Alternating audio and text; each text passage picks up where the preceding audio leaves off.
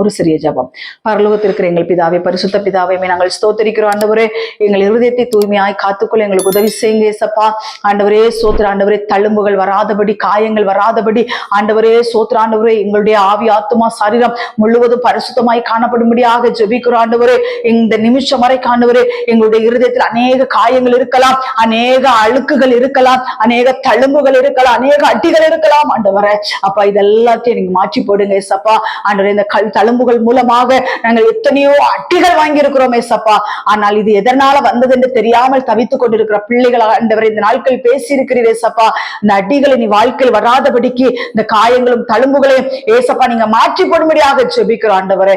எந்தெந்த காரியத்திலிருந்து பிள்ளைகள் விடுபட முடியாதபடிக்கு தவிக்கிறார்களோ அந்தந்த பாவத்திலிருந்து பிள்ளைகள் விடுதலை பெற்று தேவ ராஜ்யத்துக்குள் பிரவேசிக்க பிள்ளைகளை தகுதிப்படுத்தும்படியாக ஜெபிக்கிறோம் ஆண்டவரே. கேட்கிற பிள்ளைகள் சத்தியத்தை உணர்ந்து தன் உள்ளத்துக்குள் ஏற்றுக்கொண்டு அதன்படி கீழ்ப்படிந்து நடக்க தேவனாகிய கர்த்தர் உதவி செய்வீராக.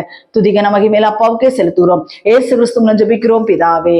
ஆமென் ஆமென். கர்த்தர் தாமே உங்கள் அனைவரையும் ஆசீர்வதிப்பாராக. ஆமென். Praise the lord. ஸ்தோத்திரம்.